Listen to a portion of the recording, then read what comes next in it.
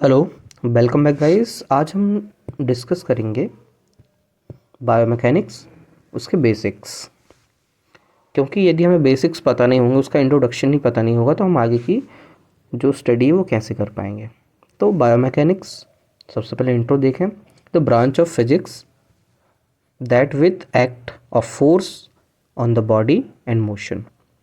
मतलब फिजिक्स की वह ब्रांच जिसमें हम फोर्स, है ना, और डायरेक्टली बॉडी पे लगने वाले फोर्स और उसके मोशन की जब हम टेक्निकल एस्पेक्ट में जब स्टडी करते हैं तो उसे हम बोलते हैं बायोमैकेनिक्स।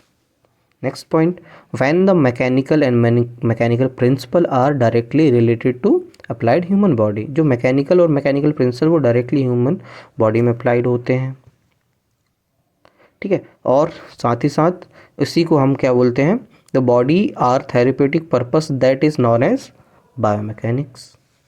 नेक्स्ट पॉइंट कहता है principle of anatomy, physiology, psychology, anthropology, mechanics, है ना। जब इसको हम कंबाइन करते हैं तो एक नए साइंस का डेवलपमेंट होता है जिससे हम बोलते हैं बायोमैकेनिक्स। नेक्स्ट पॉइंट की जो मैकेनिक्स है वो फर्दर टू डिविजन्स हैं, जिसके एक स्टैटिक होता है, एक डायनेमिक, ठीक है। मतलब जब एक वस्तु बिल्कुल स्थिर कंडीशन में है और एक वस्तु जो मूविंग कंडीशन में, दोनों कंडीशन में बायोमैकेनिक्स काम करता है, ठीक है। तो जैसे स्टैटिक की बात कर रहा है, static is concern with the body which are rest on uniform motion. मतलब वो कंडीशन जब एक ऑब्जेक्ट स्टैटिक या यूनिफॉर्म मोशन में।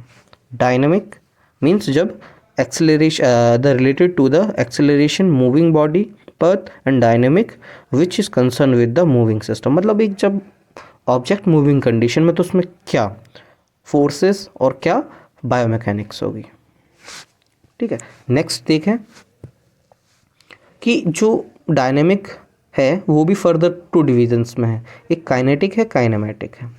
काइनेटिक ये कह रहा है it is branch of biomechanics purely concern with the force.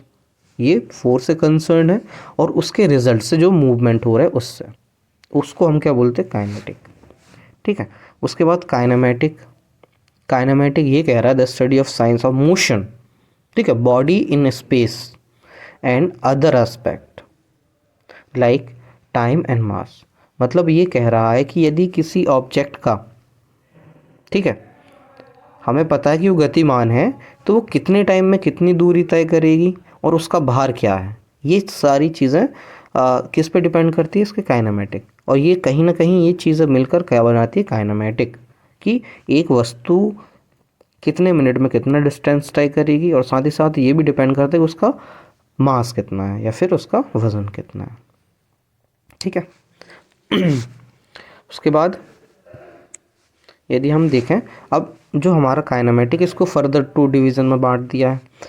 Kinetic में भी फर्दर डिवाइडेड इनटू ऑस्टियोकाइनेमेटिक एंड आर्थोकाइनेमेटिक, क्योंकि हम मेडिकल में पढ़ रहे हैं तो ये फर्दर डिवीज़न है, ठीक है।